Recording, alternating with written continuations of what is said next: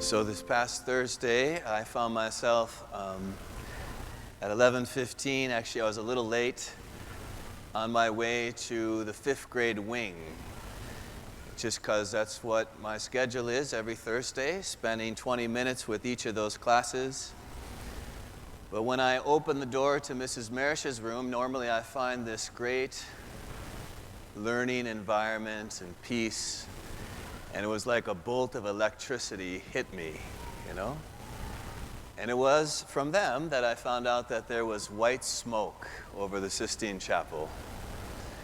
And they were all watching on their smart board, tuning in. I'm so grateful in hindsight that it was the Vatican feed, so there was no commentary. I just was with those 5th graders and the images of it all. And one of the 5th graders leaning back on 2 of the legs of the chair, which would normally never be permitted, but it was a free-for-all. He looked back and he said, "I'm feeling something, I just don't know what it is." And I thought, yeah, me too. And it was a beautiful way to just, how many times do we get to do this? I didn't even care about what else was on my calendar. We just stopped, and we were going to be there. They even gave up their recess, you know? That's a big deal in 5th grade. Now, what I did learn is that from the time of white smoke till he comes out on the balcony, that's an hour, which is a long time for 5th graders. I remember Mrs. Marish looking at me just kind of like, I don't know. But it was so meaningful just to see. I know that maybe we all got to see in different ways, whether in hindsight, but just the excitement of this, the global reach and influence of the good of the Catholic Church and of the chief shepherd, the successor of Peter. In fact, we spent most of that time just seeing if we could figure out the flags that were flying in St. Peter's Square. Every tribe and tongue, united. And it made me so proud, and I felt something deeply too. As I saw Pope Leo holding back tears, I felt the same. And I looked at Mrs. Marish, and she felt the same. Now, as I went about my day, I was probably like most of you, I wanted to learn a little bit more, who is this man? And of course, some of the speculation was kind of humorous, Sox fan or a Cubs fan.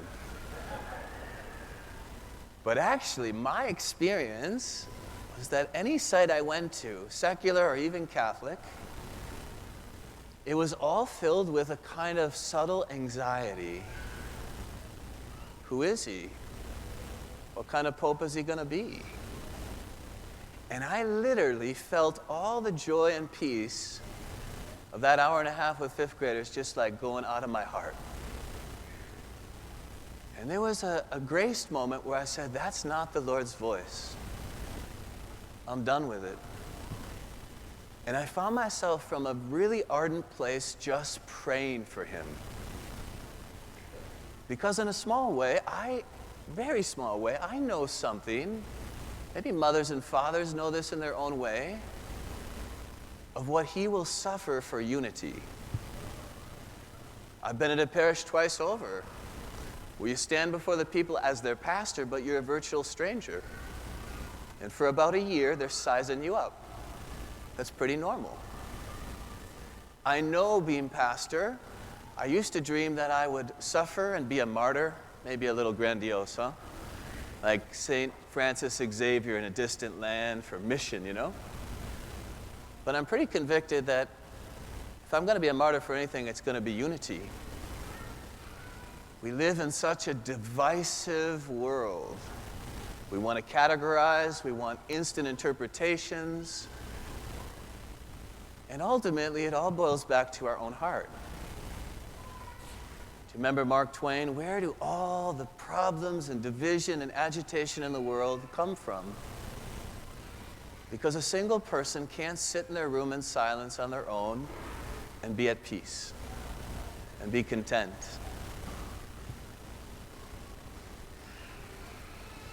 So it's beautiful to have the backdrop here of this past week, and then to come to the fourth Sunday of Easter, which is always called Good Shepherd Sunday. The reason for that is the gospel proclaimed is always some portion of John chapter 10, with this great theme in the Old Testament scriptures that God is a good shepherd. Jesus takes to himself. And we can learn so much. You know, when I thought about it, I thought it's always one of those times where you're like, maybe you've seen a news anchor before, and you had no idea that he or she was Catholic. But then in this moment, they're thrilled to tell you, well, I'm Catholic. And the interest of people outside the church and of no faith at all, it shows us everybody has a need for an authority in their life that's credible. Everyone has this need for wisdom incarnate to show them the way of their life. The truth is, without Jesus, we don't know who we are. We don't know our purpose. We don't know our destiny. We don't know what it all means. And then we just survive. We just exist. So a few aspects. Let's look at this good shepherd. What does he say? My sheep know my voice. I know them, and they follow me. That was the grace moment for me Thursday afternoon. Why am I listening to these other voices? Can I pay attention to my heart, what these voices are causing? Just anxiety? Just speculation? Why? Why would I do that? Brothers and sisters, we actually have a choice who we listen to. We do. Now, if we're going to be disciples, followers of the Good Shepherd, it literally means that at least once a day, for some extended portion of time, we have to sit in silence and look at him. We have to listen to his words in the gospel and let those words address the questions of our heart, the needs of our heart, the desires of our heart. We have to know what he says. It's a voice that speaks of peace. So that's the first thing. I just want to, it's just good to pause, whose voice do you listen to? Voices, plural. You know, when I've led people in silence on retreats, what they notice is that it can be pretty noisy in there. Each of our hearts can carry our own voice, which is pretty critical of ourselves, and that's why we just start becoming critical of others. And it's almost like that has to come to a stop so we can hear his voice, what it sounds like.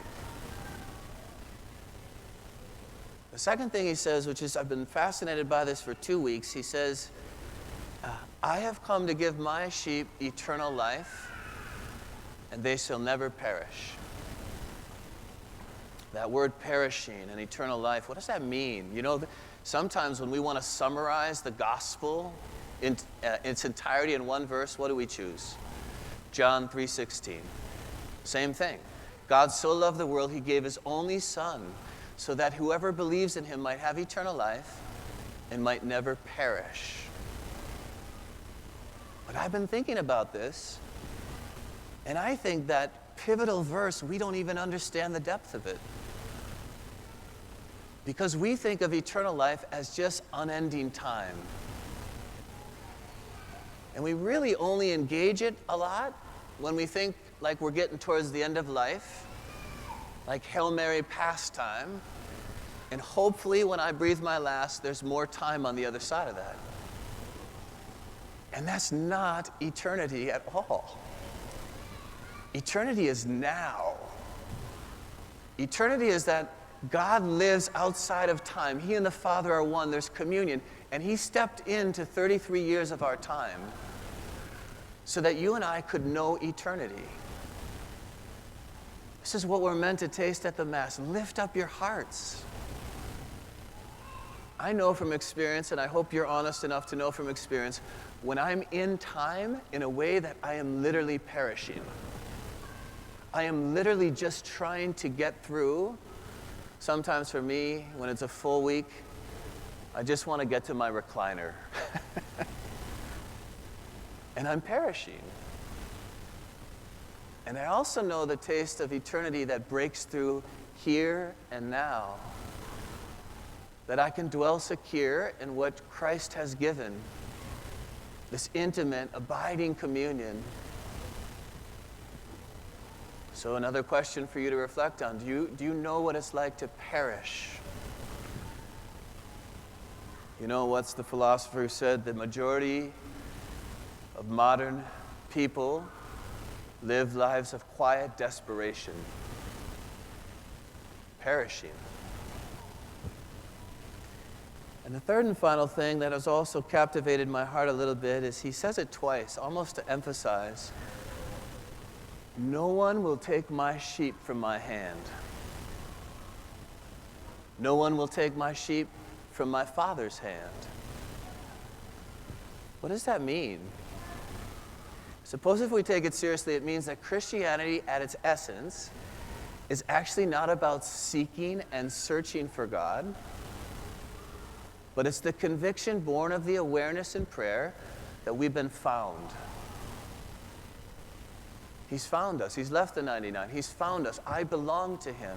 And if he's made that long journey for me and you, that is the source of my security. You know, I was thinking about this a lot. Let me paint broad strokes here. If it doesn't resonate for you, let it go. But my experience, especially when I want to lead people away as a shepherd into the silence to meet the good shepherd, to hear his voice, almost like for the first time, like, oh, that's what his voice sounds like? That's what his touch feels like? Here's my experience. Most men over-relate to their work. That's where they draw their identity. So if it's a bad day or a bad week at work, or God forbid they lose their job, it's almost like they can fall apart. They don't know who they are. And my experience is that most women over-relate to their relationships. And so if there's tension or reconciliation that is out of their hands, it can be a source of distress and there's no peace. But what if our identity is in him, that we belong to him? I can honestly tell you, I love being pastor of St. Ambrose, but it's not my identity. Someday I suppose I'm going to have to be called away. It's not my identity. My identity is I'm a beloved son. I belong to the Good Shepherd. There's a lot at stake here. When you read the Acts of the Apostles like we do every Easter, I am so struck by two qualities we see in those first Christians. We want to know how to be the church? It's right there in Acts.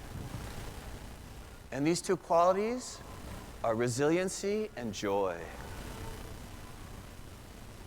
It almost doesn't matter what setback. I mean, you hear stories like Paul and Barnabas get stoned, they drag out, and the next thing you know, they just dust it off, get on a sailboat, and keep going.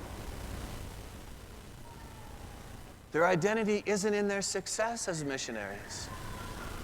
They know themselves so deeply to have been found, through thick and thin, through up and down, to belong to the Good Shepherd.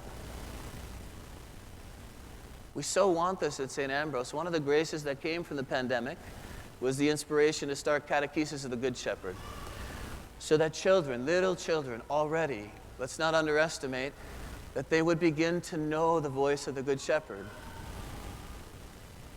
So that as they go through life and navigate adolescence, and it's like, that's not God's voice. That is his voice. His voice speaks to me of love, of peace, of my identity. I want to leave you with this image of the shepherd, maybe bringing us back to Pope Francis. But you know, a shepherd would carry two instruments. It's right there in Psalm 23, the great psalm.